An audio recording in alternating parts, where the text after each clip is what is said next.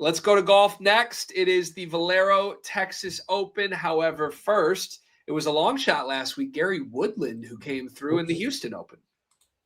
Yeah, 106 or 20 to 1. Sorry, my banner disappeared and it's giving me a fit. Yeah, 120 to 1. Did not have him on the radar. Not a whole lot going for us in that particular event, but some really good results in recent weeks. So we're looking to get right back in the winner's circle. And it's the tune-up before the Masters. So TPC San Antonio's Oaks course is next on the docket. 7,438-yard par 72. Very tough course, carved through the canyons just north of the city. It's kind of a fun location. Really dense trees, thick rough that is reportedly an inch taller than last year. Elevated greens, tough pin locations, really, really tough test on the tour. Precision off the tee and sharp approach play are non-negotiable here. You got to be accurate with the driver. You have to be able to clean up your shots. If you watched this last year, the final round was brutal. It was windy, rainy, cold. It's going to happen again throughout the weekend. There's going to be rain.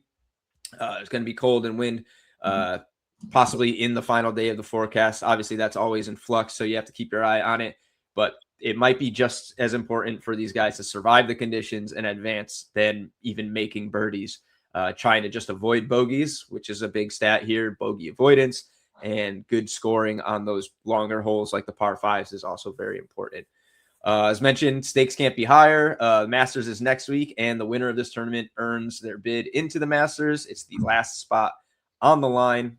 Obviously, if they're not already in, they'll win. They'll earn their entry into Augusta.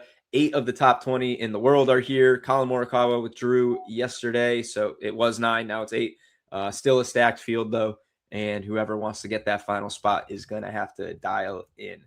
Stat-wise, as I mentioned, approach play, par 5 scoring, bogey avoidance, accuracy off the tee, all very important to grind out the week here in South Texas and try to get that coveted last Masters spot.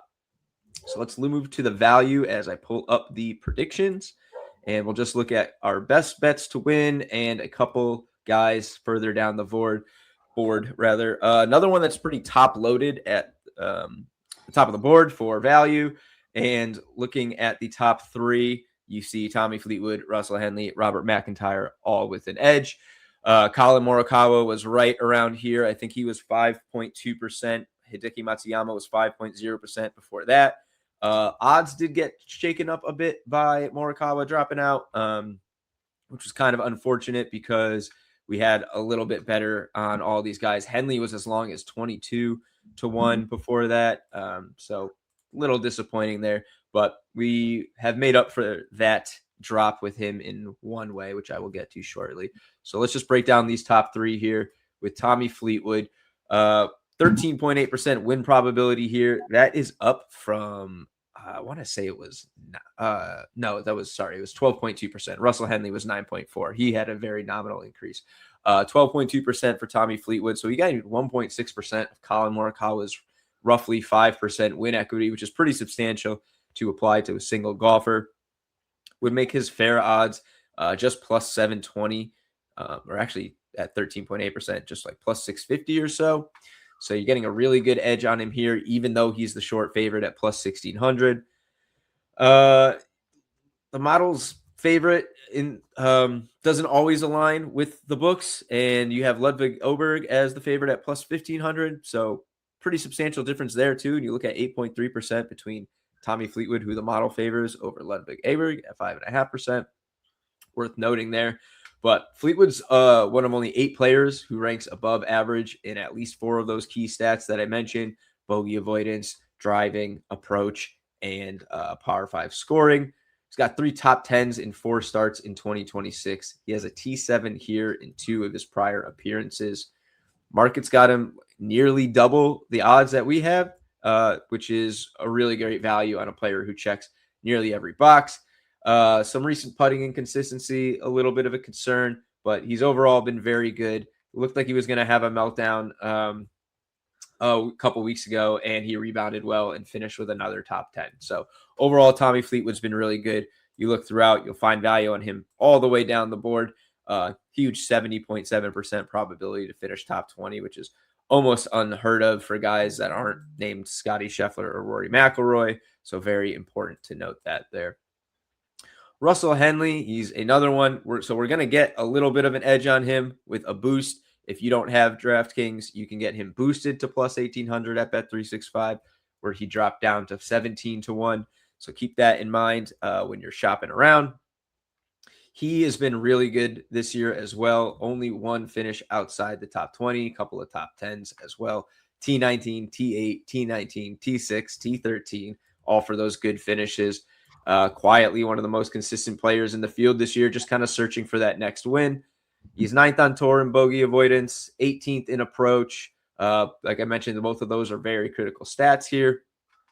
And his fair price would be just about plus 1,000, so another substantial edge. He's another good ladder play. He was plus money before the Morikawa withdrawal, but 62.4% at almost even money is very big. And then, of course, top 10, top 5 here as well. When you have such a good edge, you're likely to find it all the way through. Robert McIntyre, just 6.1% to win here. Fair odds around 1,500. Ranked 17th in tour this season off the tee, which is very good. Accuracy is very important here, and the tree-lined fairways can get you if you can't land it in the middle.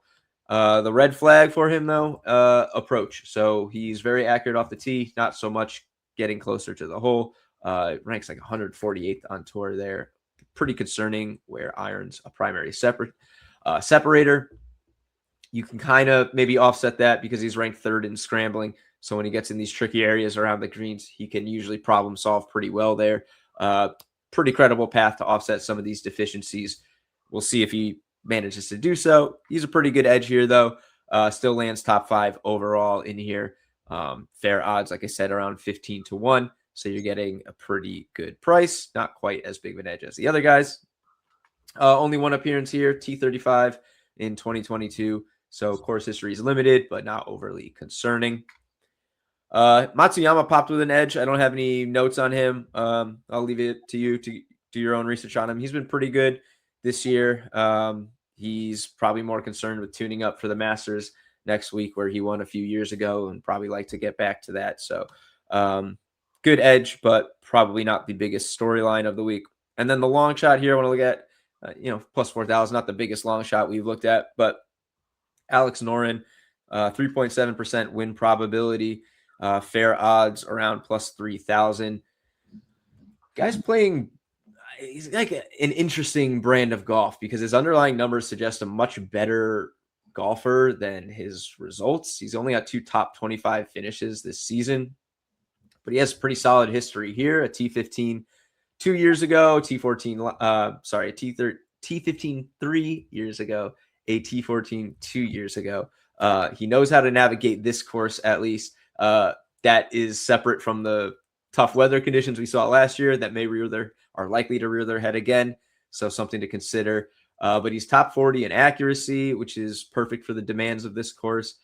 He did miss 2 cuts earlier this season, but he's settled into that 20-30 finish range. So you just need him to build towards that breakthrough and finally cut through. If you could mix in some of those top 10s with the mid-tier results like we see with Harry Hall, who the model loves, we'd be pretty happy here. But like I said, really good edge with odds around 30-1. You get him plus 4,000. His odds got longer, actually, after Morikawa withdrew. He was 3,800, I believe, at his best price. So small stake long shot here if you were looking for a little bit of a treat come the end of the tournament. That's interesting that his odds went the other way without Morikawa. Yeah, sometimes it's just the books. Just when something shifts in the field, they don't always move in conjunction with one another. But he got a little better, at least at BetMGM. That may not be the case on some of the other books. I don't think he was 38-1 on BetMGM before, so it could be specific there. But his probability went up for us, which is always nice to see. Almost 1% actually, because he was about, let's see, I have it in here, 2.9% before. So wow, there you go. Not nothing. Shop your lines, folks. That's a reminder. Always shop your lines. And but sometimes you're shopping for a specific boost, and we've got one of those right now. Bet365 with Russell Henley. We mentioned that one. Yep. Just real quick before I get to the boost, it is a top 20 boost. We have tons of value on guys here in top 20. I would very strongly encourage everyone to look into this. Mix up your own little parlays. I mean, these are all really good straights. Obviously, everybody can't finish top 20, but you're getting plus money 57%, plus money 53%, plus 160 45%, almost plus 200 at 44%. Those are very good straight bets to make based on the value here. And then a couple longer odds guys if you want to do a little top 20 round robin or something. But that's up to you. We have so many golfers in here to dig through. I will just cover the two in our boost real quick, which is Russell Henley and Tommy Fleetwood. Pretty much talked about them at length already, but 8 combined top 20 finishes through 10 events for these two guys this year. Odds could have been a little bit better, maybe if not for the withdrawal, although it's top 20, including ties, so probably not impacted too much. 70.7% for Fleetwood, 62.4% for Henley. Like I said, 8 top 10s or 8 top 20s in 10 events for them this season. Lots of top and T whatevers when I talk golf. I get tripped up a lot, but really good results for these guys. Pretty good course fits here. Literally our model's top 2 favorites to win. We're getting here for top 20. I'm probably going to play them for a top 10 as well. I might do a little ladder of these guys, top 20, top 10, top 5. Just see if you can capitalize on these two guys, maybe going head to head all the way to the end. They've been 2 of the most consistent golfers on tour this year without playing in a dozen events each. Dave, I like it. Get nasty. Let's do it. Let's just go big this weekend. I feel good. We got to build some momentum for the Masters. What better way to do it than this weekend?